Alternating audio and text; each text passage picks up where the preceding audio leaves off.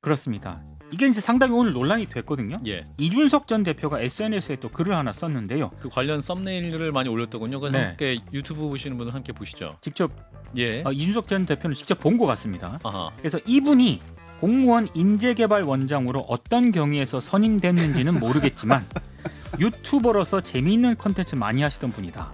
이 방향으로 대한민국 공무원들을 교육하실 것 같다라고 비판을 했습니다. 예. 저기 제목에 보면 이런 내용도 있네요. 진짜 맞고 싶은 이준석, 때릴까 말까 윤석열. 뭐 썸네일을 읽어드린 겁니다. 예. 정말 뭐 훌륭하죠. 이게 뭐냐면 그 유튜버들한테 희망을 주는 개각이거든요. 이게 아하. 그러니까 막말하면 차관된다. 대한민국 극우 유튜버들에게 그냥 희망을 주는 아주 훌륭한 인사라고 보고요. 예.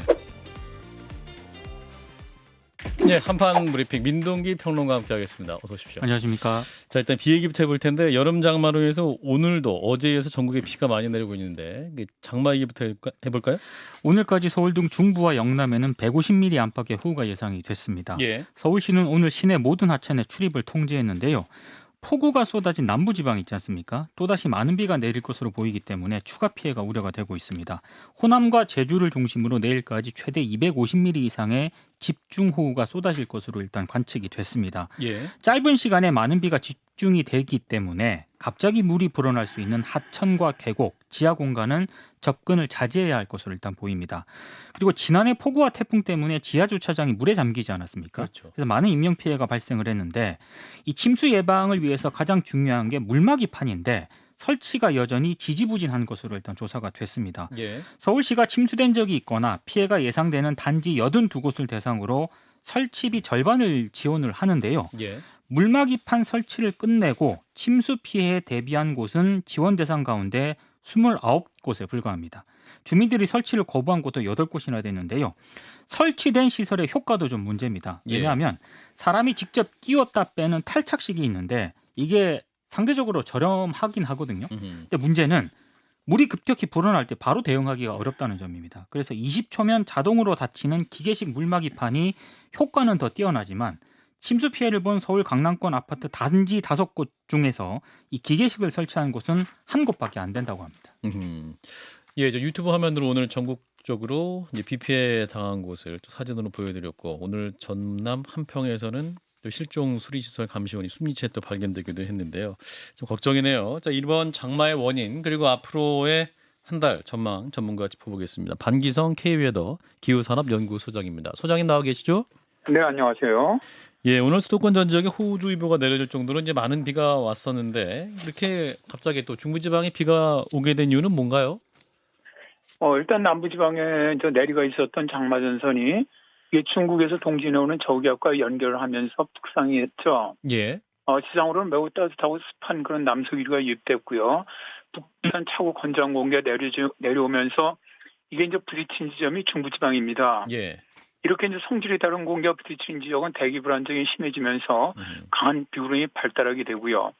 또 여기에다 중부지방 상공으로 이제 대기 하층의 제트 기류가 만들어지면서 많은 수증기가 유입된 것도 하나의 원인으로 봅니다. 예, 내일도 이제 비 소식이 있다고 하는데 어느 지역이 또 많이 올 것으로 보이나요?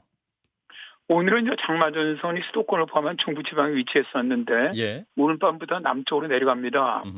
그래서 이제 밤늦게부터 내일 오전 중반까지는 충청 전라 지역에 강한 비가 예상되고요. 예. 그 이후 시간대는 주로 이제 남부지방에 장마전선이 위치할 것으로 봅니다. 예. 장마전선이 남부지방에 위치를 하면서 전라 지역, 경남 지역, 제주 지역으로는 이게 이제 장마전선상에서 만들어지는 국지적인 호우가 내릴 가능성이 아주 매우 높은데요. 예. 일단 뭐 기상청에서도 내일 그 전라나 제주 지역으로는 최대 250mm 호우를 예상한 건 바로 이 때문이죠. 특히 이제 남부지방은 내일 낮까지 그리고 남해안 제주 지역은 내일 밤까지 아주 강한 비가 예상이 됩니다. 그 센터장님께서는 특히 올해의 경우에는 그 남부지방 비 피해를 조심해야 한다고 경고하셨는데요. 뭐 왜 그런 거죠? 자, 이제 제가 이제 오늘 정체전선 장마전선을 얘기를 하니까 좀 약간 헷갈릴 부분이 있는데 예. 사실 정체전선이 장마 시간 장마전선이라고도 부릅니다. 이 정체전선은 이제 북쪽 고기압과 남쪽 고기압 사이에서 만들어지는 일종의 그 불연속선이죠. 이거는 이제 대개 동서로 형성이 됩니다. 예. 이 정체전선 한 곳에 고정되어 있는 것이 아니고 남북으로 움직이게 되죠. 정체전선상을 따라서 이번처럼 저기압이 중부지방으로 통과해 나가게 되면은 정체전선은 북상하게 되는 것이고요. 네.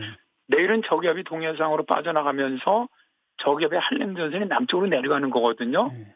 이렇게 되면 정체전선이 남지방에 위치하게 되는 것이죠. 네. 그래서 가장 쉽게 얘기를 하면 북쪽 고기압 세력이 강해지면은 정체전선은 남쪽으로 내려가고 네. 남쪽 고기압 세력이 강해지면은 북쪽으로 움직인다고 생각하시면 됩니다. 네. 그런데 남부지방 비 피해를 조심해야 한다고 경고하신 것은 뭐 그 전선이 남부지방에 오래 머무른다는 뜻입니까? 올해 같은 경우? 일단 이 올여름에 이제 동태평양이나 중태평양 해수 온도가 높아지는 엘니뇨입니다. 예. 예. 근데 엘니뇨가 지금 계속 강해지고 있거든요. 근데 어쨌든 엘니뇨가 발생을 하면 서태평양의 고기압 세력이 강하게 발달하지 못합니다. 이게 네. 강하게 발달을 해야 이제 북쪽으로 고기압이 밀고 올라오는데 그 힘이 약하다는 것이죠. 아. 근데 이제 문제는 열대 중태평양의 해수 온도가 올라가면서 그 지역의 대륙 활동이 활발해지게 되면은 동아시아 쪽으로 대기 파동을 만들어줘요. 그래서 우리나라 부근에 저기압성 순환이 강화되면서 비를 많이 내리게 되는데 예. 엘니뇨가 발달하는 경우 그런 여름의 경우 저기압성 순환이 주로 남부지방으로 영향을 줍니다. 그래서 남부지방으로 비가 더 많이 올 가능성이 높고요. 또 이게 통계적으로 봐도 엘니뇨해는 남부지방이 중부지방에 비해서는 훨씬 비가 더 많이 내리는 그런 해가 많습니다. 예. 이제 일단은 저희가 일반 청취자들은 과연 이 비가 언제까지 계속될 것이냐. 또 7월에는 어떤 분들은 뭐 한 3, 4일 빼고는 다 비가 날 거다. 이렇게 말씀하는 분도 있거든요. 소장님 어떻습니까? 예. 이게 이제 마이크로소프트의 예측이었는데 이제 그거는 말이 안 되는 거고요. 아, 그렇습니까? 과학적으로 두 달 예보를 할 수가 없죠. 며칠 날 비가 오고 며칠 날은 맑다는 예보는 지금 10일 전 세계 어느 나라도 10일 예보는 이상은 안 합니다. 아, 그렇군요. 다만 거기 이제 기업체거든요. 최근에 이제 마이크로소프트라든가 IBM이라든가 구글이라든가 이런 데가 기상 예보를 굉장히 이제 강화를 해갖고 합니다. 예. 그러다 보니까 이제 조금 그러는데 그건 과학적으로는 맞지는 않고요. 어쨌든 뭐 올해 장마 시작은 제주가 6일 늦게 시작을 했어요. 예. 중부지방은 거의 비슷했죠. 근데 아까도 말씀드렸지만 장마가 끝나려면은 북태평양의 고기압이 북상을 해 올라와야 됩니다. 예. 그래서 이 장마 전선을 만주지방으로 밀어 올려야만 우리나라는 장마가 끝나거든요. 예. 근데 이제 올여름에는 엘니뇨로 인해서 북태평양 고기압 세력이 평년보다는 강하지 않을 것으로 지금 보거든요. 아하. 이렇게 된다면 장마가 끝나는 시기는 평년보다 약간 늦어지지 않겠느냐. 그래서 남부지방은 대개 한 7월 말, 중부지방은 한 8월 초. 이 정도에 대개 장마가 끝날 것으로 보고 있습니다. 그렇군요. 작년에 이제 태풍 흰남노 때문에 큰 피해가 있었고 충격도 받았었는데 올해는 혹시 이 대형 태풍 이런 것들이 또 어려움을 주지 않을까 이런 걱정하시는 분 계시거든요. 어떻습니까, 소장님? 엘니뇨의 태풍의 특징이 서태평양상에서 발생하는 태풍 숫자는 평년과 큰 차이는 없습니다. 예. 다만 이제 태풍이 얼마나 강하냐 이거는 평년이나 라니냐보다는 아주 매우 강한데요. 자, 이 이유는 태풍의 발생 지역이 대개 북위 10도 이남 지역, 그러니까 적도와 가까운 지역에서 발생할 가능성이 높고요. 또 이도상으로도 동경 150도 동쪽에서 발생하는 경우가 많습니다. 이 지역에서 태풍이 발생할 경우 매우 뜨거운 적도 인근 해역으로부터 많은 에너지를 공급받으면서 초강력 태풍으로 발달할 가능성이 높다는 것이죠. 예. 올해는 한 3개에서 4개 정도 태풍이 우리나라로 일단 직간접적으로 영향을 줄 것으로 보는데 네. 만약 이 중에서 우리나라 북상하는 태풍이 있다면 아주 상당히 강력한 대형 태풍일 가능성이 높다고 그렇게 보고 있습니다. 예, 3, 4개 정도 예상하지만 그것도 좀 추이를 좀 봐야겠네요. 네. 네네, 소장님 말씀 그렇습니다. 여기까지 듣겠습니다. 고맙습니다. 네, 감사합니다. 네, 반기성 K웨더 기후산업연구소장이었습니다. 네, 날씨 알아봤고요. 자, 정치권 얘기를 가보겠습니다. 네, 정치권도 날씨가 굉장히 안 좋은 것 같습니다. 자, 오늘 윤석열 정부 첫 개각 인사, 중폭 인사를 좀 발표했군요. 네, 통일부 장관의 김용호 성신여대 교수 그리고 장관급인 국민권익위원장에는 김홍일 전 부산고검장을 내정을 했습니다. 관심을 모았던 방송통신위원장 후보자 지명은 일단 미뤄졌습니다.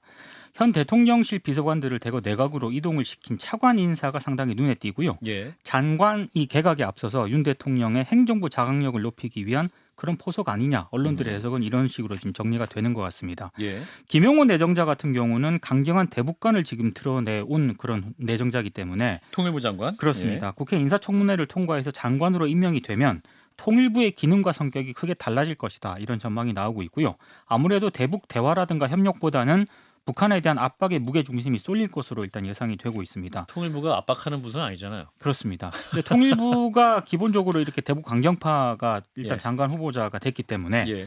아무래도 좀 기능이라든가 이런 게 예전과는 좀 많이 달라지지 않겠느냐라는 게 언론들의 해석이고요. 예. 김홍일 권익위원장 내정자는 대검찰청 중수부장과 부산 고검장을 지냈거든요. 검사 출신입니다. 예. 그리고 윤 대통령 대선 캠프에서 정치공작 진상규명 특별위원회 위원장으로도 활동을 한 그런 이력을 가지고 있는데 예. 민주당을 비롯한 야당은 상당히 또 김홍일 권익위원장 내정자에 대해서도 좀 비판적인 어떤 입장을 내놓고 있는 상황입니다. 예, 이런 건데 이제 관심 끌었던 아까 말씀하신 이동관 특보의 방통위원장 지명은 빠졌습니다. 일단 대통령실 고위 관계자는 이렇게 얘기를 하고 있습니다. 추후에 발표하도록 할 것이다. 인사라는 게 고려할 사안도 많고 어차피 자리가 비어 있다. 이런 얘기를 했는데요. 그러니까 이동관 카드는 철회한 것이 아니다. 그리고 한상혁 전 위원장이 이미 면직이 됐기 때문에 후보자 지명을 서두르지는 않겠다. 이런 의미로 풀이가 되고 있는데 한상혁 전 위원장의 임기가 7월 말까지거든요. 예. 그러니까 그런 것도 좀 고려를 한 것으로 일단 해석이 되고 자녀 있습니다. 임기를 하려면 청문회 2번 해야 되는 상황 때문에 그렇습니다. 좀 기다린다. 뭐 이런 해석도 있었는데. 네. 예.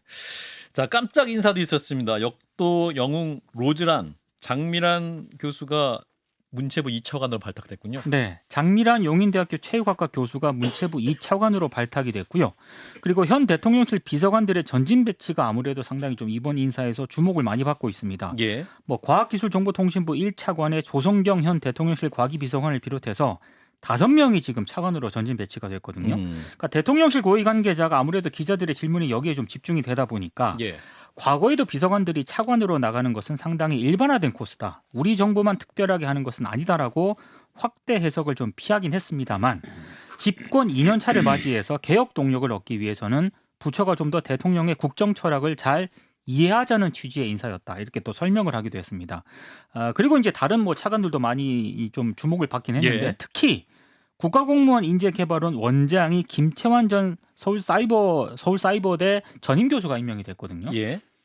이 인사를 두고 상당히 논란이 제기가 되고 있습니다. 이 차관급인군요. 그렇습니다. 국가공무원 인재개발원 원장. 이분이 왜 이렇게 또 주목을 받습니까? 김채환의 시사이다라는 정치 유튜브 채널을 운영을 하고 있거든요. 시사이다. 네. 김차환의 시사이다. 근데 여기서 한 주요 발언들이 있지 않습니까? 예. 이게 이제 상당히 논란이 제기가 되고 있는데요. 지난해 5월 게시한 그 영상을 보면 예. 코로나가 극성이던 2021년 8월 4일 청와대 전군 주요 지휘관 회의에서 음흠. 문재인 전 대통령이 군인들의 마스크를 벗게 하라는 지시를 내렸다. 이렇게 발언을 하는데 그 뒤에 군 통수권자가 군인을 생체 실험의 대상으로 사용하라는 지시를 내린 셈이다. 이렇게 이제 본인의 생각을 본인의 덧붙입니다. 해석인 거죠? 그렇습니다. 그리고 이 사람, 그러니까 문재인 전 대통령이 제정신으로 보이냐 또 이렇게 주장을 하기도 했는데요. 특히 김 내정자 같은 경우에는 윤 대통령이 적극적으로 긴급 명령을 발동을 해서 종북 세력을 해체해야 한다 이런 주장도 했습니다. 윤 대통령이 보다 획기적으로 대한민국을 바로 세우기 위해서는 지금처럼 느린 방법 말고 보다 빠르고 전격적인 행동에 나서야 한다고 주장을 했고요. 예. 대통령이 적극적으로 헌법 제76조에 규정된 긴급 명령을 발동해서 헌정 질서를 파괴하는 세력들을 해체해야 한다 이렇게 주장을 하기도 했습니다. 빠르고 전격적인 행동. 그렇습니다. 이게 이제 상당히 오늘 논란이 됐거든요. 예. 이준석 전 대표가 SNS에 또 글을 하나 썼는데요. 그 관련 썸네일을 많이 올렸더군요. 그래서 네. 함께 유튜브 보시는 분들 함께 보시죠. 직접 예. 이준석 전 대표는 직접 본 것 같습니다. 아하. 그래서 이분이 공무원 인재개발원장으로 어떤 경위에서 선임됐는지는 모르겠지만 유튜버로서 재미있는 콘텐츠 많이 하시던 분이다. 이 방향으로 대한민국 공무원들을 교육하실 것 같다라고 비판을 했습니다. 예. 저기 제목에 보면 이런 내용도 있네요. 진짜 맞고 싶은 이준석, 때릴까 말까 윤석열. 뭐 썸네일을 읽어드린 겁니다. 예. 예. 자, 일단은 윤석열 정부의 사실상의 첫 개각인데요. 자, 어떻게 평가하시는지 일단 김성애 소장님은 오프닝 때 말씀하셨고 진 작가님. 정말 뭐 훌륭하죠. 이게 뭐냐면 그 유튜버들한테 희망을 주는 개각이거든요. 이게. 아하. 그러니까 막말하면 차관된다. 대한민국 극우 유튜버들에게 그냥 희망을 주는 아주 훌륭한 인사라고 보고요. 예. 일단은 뭐 개각의 기본 컨셉트는 그거거든요. 일단 청문회를 피하자. 그러니까 장관급은 거의 없지 않습니까? 예. 그걸 갖다 뭐 대통령은 자기 사람을 오래 쓴다 뭐 이런 얘기를 하는데 예. 사실은 그거라기보다도 청문회를 좀 피하는 사람이 없거든요. 그러니까 청문회를 좀 피해간다는 측면이 좀 강하고 그다음에 장관은 뭐 사실 청문회 통과될 만한 사람들 내세우되 실제로 실세는 뭡니까? 차관들을 통해서 하겠다라는 거고 그러니까 사실 장관을 약간 허수아비화하기 위해서 그 차관들을 인사를 한 건데 이 차관들의 5명인가가 또 대통령실 출신이더라고요. 예. 라고 한다면 직할 통치를 하겠다라는 거고 그걸 갖다가 뭐 개혁을 가속화한다 뭐 이런 거 수식어로 좀 수사를 하는 것 같아요. 예. 김성애 소장님은 일단 우리 통일부 장관 후보자는 걱정이 좀 많이 됩니다. 김정은 정권이 타도되고 북한 자유화가 이루어졌을 때 통일의 길이 비로소 열리게 되는 사람이 통일부 장관이 되면 민주당이 합의하에 통일부 명칭을 통일무력부 정도로 바꿔줘야 되지 않을까 싶은 생각이 일단 들고요. 뭘 하겠다는 거지. 그러니까 대통령은 오늘 뭐 북핵 얘기하면서 북한 공산 집단이라는 표현을 쓰잖아요. 실질적으로는 흡수 통일 말고는 답이 없다라고 생각하는 것 같은데 저 3천만 명이 다 한꺼번에 흡수됐을 때 한국 사회가 받아야 될 충격에 대해서는 대통령이 무슨 대책을 갖고 있는지 좀 여쭤보고 싶고요. 그다음에 차관 같은 경우는 저는 심히 우려스러운데 예. 환경노동부가 왜 환경노동위원회가 국회에 있잖아요. 환노위. 환경이랑 노동이 왜 묶여 있는지 아십니까? 전 부처 중에 유일하게 규제를 하는 2개 부처거든요. 아주 밉상들입니다. 환경도 모든 정부 부처의 일에 환경 영향평가로 규제를 하고 노동부도 산업 뭐 하는 일마다 가서 규제를 하는 데서라서 2개를 먹고 놓고 밉상을 보이고 있는데 환경부 차관에 지금 누가 갔죠? 국정과제비서관이 갔습니다. 그러니까 임상준 국정과제비서관은 지금 대통령이 실현하는 국정과제를 실현하는데 지금 발목을 잡을 게 환경부밖에 없거든요. 환경부의 차관으로 보냈죠. 그다음에 국정기획비서관 이 박성원 비서관도 되게 힘이 센 양반인데 이번 해양수산부 차관으로 갔다는 것은 이제 오염수 관련돼서 더 적극적으로 대응하겠다라는 그러니까 전반적으로 인사들이 대통령이 장관 없애고 사실상 검찰총장의 직할 체제로 모든 부처들을 국무총리 장관 패스하고 차관들하고 직접 통화하면서 결제하고 거래하겠다는 이야기로 보여서 모든 부담을 안고 가겠다라고 하는 건데 예. 이 나라가 잘 돌아갈 수 있을까요? 아 참 하나 더 제가 23만 유튜버입니다 대통령님 고려해 주십시오. 이게 그 문제가 뭐냐면 지난번에 예. 그 말씀하셨잖아요. 어떤 분이 문재인이 간첩이라는 예. 사실을 모르는 국민이 70%가 경찰제도위원회 위원장. 그러니까 어쨌든 간에 뭐 30%가 될지 몰라도 예. 그러니까 문재인의 간첩인 그런 가능 세계에 살고 있는 사람들이 있어요. 현실에서 떠나가지고 저 메타버스처럼 별도의 세상. 예. 그러니까 이런 사람들에게 대통령의 인식이 좀 가로막혀 있는 거거든요. 그러니까 대통령의 이제 얼마 전에 발언이라든지 반국가 분자 발언이라든지 문재인은 간첩이다라는 발언이라든지 지금 이게 뉴라이트 사람들 아닙니까? 이런 사람들 막말한 사람들 마구마구 전진 배치하는 게 우리가 볼 때는 황당하지만 그들에게는 당연한 겁니다. 그들 세계에서 그러니까 현실에서 이제 동떨어져 버렸다라는 거죠. 사실은 뉴라이트랑 결합된 거는 사실 이명박 정권 때거든요. 이명박 정권 때 딱 결합이 됐는데 예. 그때도 이 뉴라이트 부대들을 외곽 부대로 사용했지 안으로 끌어들이지는 않았거든요. 근데 이제 본격적으로 이런 흐름들이 올라오는 거예요. 아주 정부 기구 속으로 좀 올라와서 대통령의 인식까지도 좌우하는 그런 상태까지 온 거죠. 예, 황당합니다. 대통령 그래도 이제 행정부 수장이고 또 대통령 비서관들은 대통령의 국정 철학을 제대로 이해하고 있는 분들이기 때문에 이 비서관들 5분이 또 차관으로 가는 거는 국정이 잘 돌아가게 할 수 있는 그런 방향이 될 수 있는 건 아닙니까? 긍정적으로 볼 수 있는 부분 이게 없습니까? 명령 체계에선 뭐가 중요하냐면요. 누가 누구랑 통화할 수 있는지가 되게 중요합니다. 하다못해 국회의원실도 국회의원이 비서관하고 직접 대화를 나누면 보좌관 힘이 빠지거든요. 예. 왜냐하면 그런데 지금 장관들이 그러니까 차관이 원래 대통령실이나 대통령하고 직접 통화하는 게 거의 불가능한 구조인데 함께 데리고 일하던 비서관들 아닙니까? 예. 그러면 전화를 들어서 직접 차관하고 통화가 되면 장관을 무력화시키는 건 순식간이에요. 보고 체계 안에서 힘이 나오는데 대통령이 직접 소통할 수 있는 사람들이 차관으로 가서 앉으면 장관의 의중과 상관없이 대통령이 그 부서를 관할한다고 보시면 됩니다. 민주주의가 무너지는 건 시스템을 망가뜨리는 거거든요. 예. 그러니까 이런 식으로 이제 시스템을 망가뜨리는 거예요. 그러니까 이게 딱 보면 스타일이 뭐냐면은 이거 검사 동일체 원칙 그거잖아요. 쫙 일사불란하게. 그런데 그게 아니라 대통령은 다양한 성향 또는 다양한 의견을 가지고 있는 장관들을 갖고 국무회의를 하면서 그 안에서 조정하고 그렇죠. 이러야 되는데 예. 뭐 차관 통해서 직할을 하겠다라는 것은 사실 그 검찰총장 시절에 그 검찰 운영하듯이 국정을 운영하겠다라는 건데 예. 뭐 그다음에 실제로 하는 것도 딱 3가지잖아요. 수사, 검사, 조사 딱 3가지잖아요. 그러니까 이런 식으로 과연 이게 얼마나 갈 수 있을까 모르겠어요. 걱정스럽습니다. 약간 김치환 내정자 과거 발언 들으셨는데 민동기 평론가 어떻게 들으셨습니까? 이게 맥락상 좀 우려되는 면이 있습니다. 예. 어제 윤 대통령이 한국 자유총연맹 창립 기념식에 그렇죠. 참석을 해서 굉장히 예. 격한 발언을 쏟아냈잖아요. 예. 그때 권칠승 민주당 수석 대변인이 이런 논평을 냈거든요. 대통령님 구구 채널을 좀 그만 보시기 바랍니다.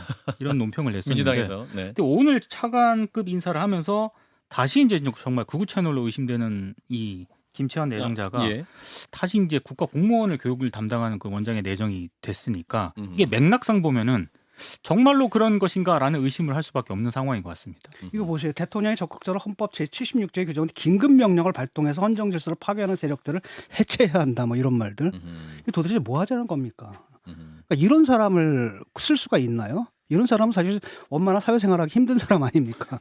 대통령이 인사를 검증하는 방식은 두 가지인 거죠. 함께 검찰에서 일해본 사람 하고 자기가 오랜 또 기간 동안 유튜브를 봤던 사람이 아닌가라고 제가 의심하는 겁니다. 예. 그래도 대한민국에 그런 나라는 아니지 않습니까? 근데 그런 나라가 되고 있잖아요. 지금 실제로 보이는 게 한두 건이 아니라 일관되게 어떤 흐름으로 좀 보이지 않습니까? 대통령 발언도 그날 그 자유총연맹에서 그게 대통령 연설입니까? 70년대 반공홍변되어 있더라고요. 막 이연사 막 이러면서. 대통령실에서는 오늘 그 반국가 세력은 전임 정부를 말한 것은 아니다라고 또 얘기를 했습니다. 뭔 또 헛소리를 하고 있습니까?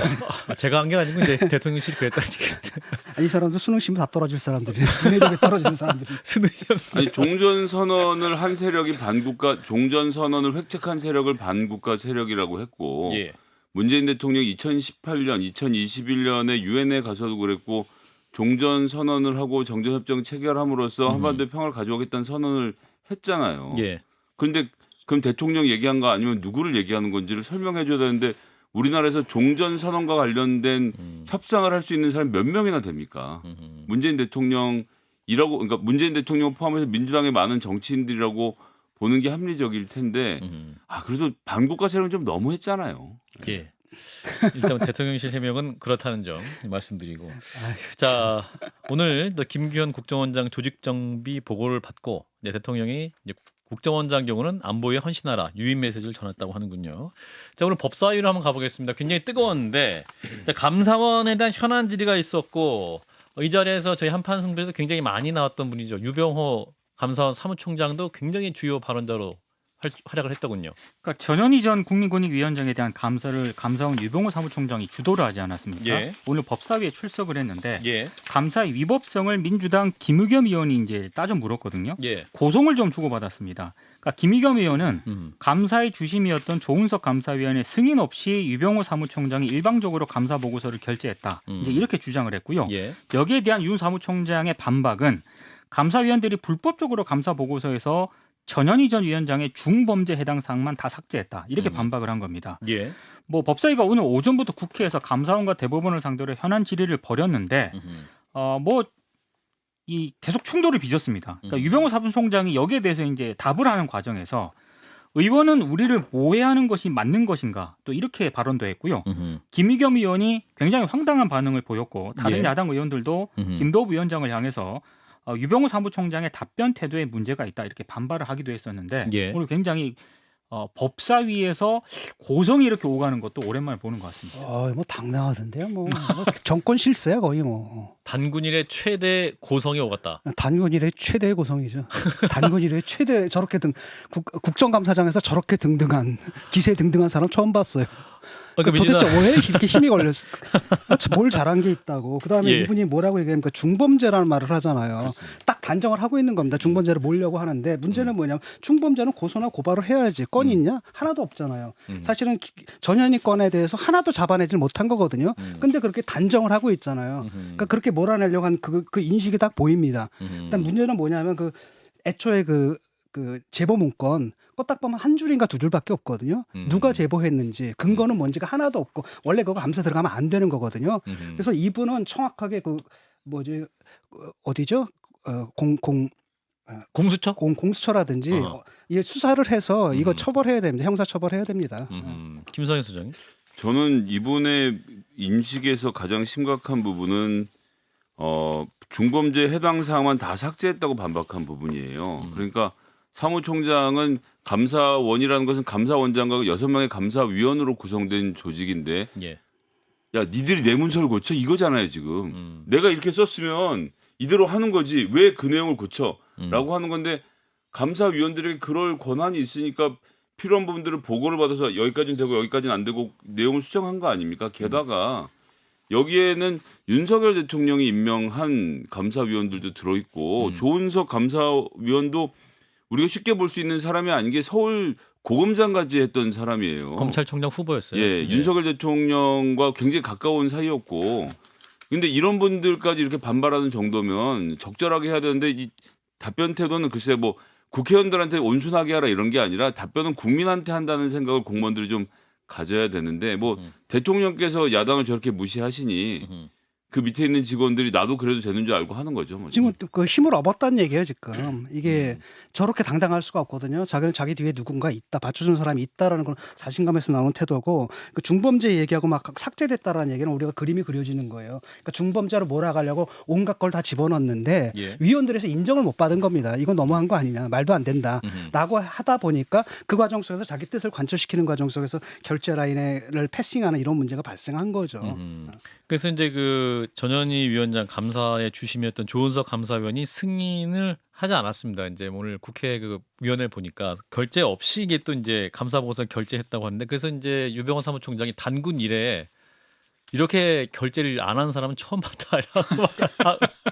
그러니까 문제는 뭐냐면은 무리하게 한 거예요. 아니, 사실 나온 건 하나도 없는데 그걸 중범죄로 만들려고 하니까 그걸 얼마나 황당하겠습니까? 그걸 누가 결재를 해줘요? 읽어보고 말이 안 되니까 이건 아니잖아 했던 게 보이는 거고, 뭐 유병헌 이분은 뭐 자기 출세를 위해 가지고는 그렇게 무리하게 할 수 있겠지만 감사원들은 나름대로 자기 직분에 대한 그게 있는 사람들은 사명감이 있는 사람들이거든요. 예. 그들이 봤을 때 그다음에 관행상 그 원칙상 봤을 때 안 되는 거예요. 근데 안 되는 걸 무리하게 밀어붙였다는 사실을 자기 입으로 얘기하고 있는 거예요. 그게. 이분 국정기획수석이랑 문자 막 주고받고 막 이래서 그때 한번 또 문제가 그렇죠. 됐던 분이시잖아요. 대통령실의 국정기획수석이랑 그런 정도 얘기하는 정도 같으면 다른 일들은 상의를 안 했겠냐는 의심이 지금 들고 있는 상태인데 예. 대통령실이 이런 톤의 매너를 계속 유지해도 좋다라는 지시가 내려가지 않은 이상은 국회에서 이렇게까지 할 수 있었는지 모르겠고, 전 걱정되는 건 이렇게 되면 감사원이 진영 논리에 감사원마저 빠뜨리는 건 전 정말 위험한 일이라고 생각하거든요. 이건 국가의 불행입니다. 또 하나는 그 지금 든 생각인데 예. 내부 제보 있잖아요. 이것도 처음부터 만들어진 것일 수 있어요.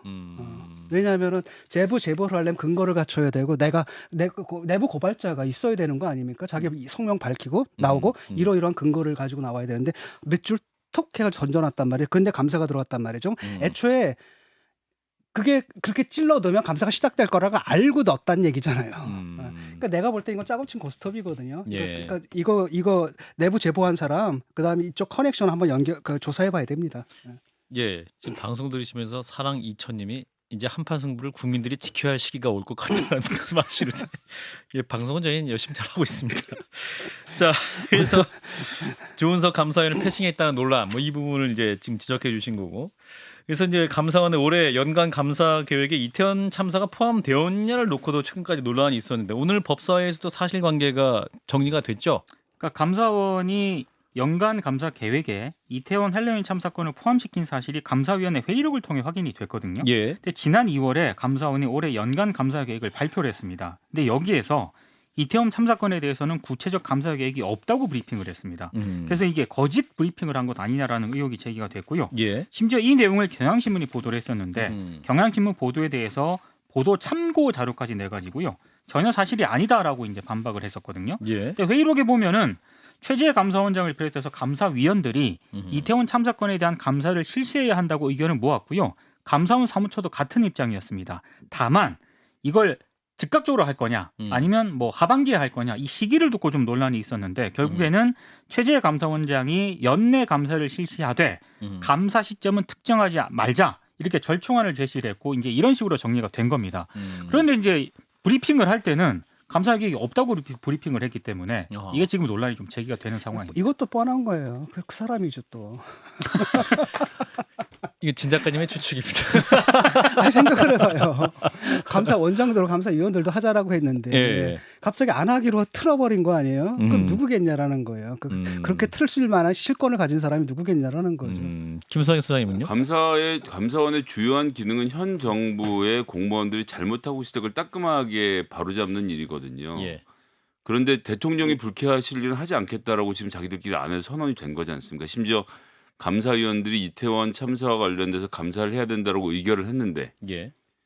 감사원에서 실무 라인에서는 그런 거 한 적이 없다라고 보도 자료가 나가고 실제로 지금까지 이루어지지 않는 것 이거 자체도 문제지만 현직에 있는 공무원들이 윤석열 대통령 말만 들으면 감사당할 일은 없겠구나라고 생각하게 되는 이 자체가 당장은 윤석열 대통령의 달콤한 일처럼 느껴지겠지만 이렇게 엉터리라고 감사원에 감사도 안 들어오면 일이 망가지고 나면 그 책임 결국 다 대통령에게 돌아가게 돼 있습니다. 지금 유병헌 사무총장이 잘하는 게 아니에요. 그 감사원이라는 게 사실은 사법기관 처벌하는 기관은 아니고 어떤 그렇죠. 공무원 조직이 제대로 기능할 수 있도록 조언하고 이렇게 시정할 것을 이렇게 지적하는 기관인데 이런 기능이 좀 약화되는 건 정말 말씀하신 대로 정부 기능이 좀 한편으로는 이게 예. 야단만 치는 게 아니라 컨설팅을 해주는 그렇죠. 곳이기 때문에 받아야 되거든요.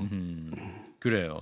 자, 이런 가운데 오늘 박용수 전 특검 구속영장 실질심사 뭐 관련 뉴스가 있는데 그 얘기 짧게 짚고 오늘 마무리하면 될 것 같습니다. 앞에 뉴스 준비한 거라서 우리 민덕 변호가 종일 좀 넘기고 있는데 네. 자, 박용수 전 특검 관련 뉴스. 10시에 이제 박용수 전 특검에 대한 영장 실질 심사가 진행이 됐고요. 예. 박 전 특검이 9시 40분께 법원에 출석을 했는데 예. 일단 심려를 끼쳐드려서 죄송하다라는 얘기를 했고 재판부에 일단 사실을 성실하고 진실되게 진술을 하겠다. 진실은 곧 밝혀질 것으로 생각한다. 이런 얘기를 했습니다. 그리고 지금 공범 혐의로 함께 양재식 변호사도 기소가 됐거든요. 최측근이라고 알려져 있죠. 맞습니다. 예. 그런데 오후 2시부터 이제 영장 실질 심사를 받고 있습니다.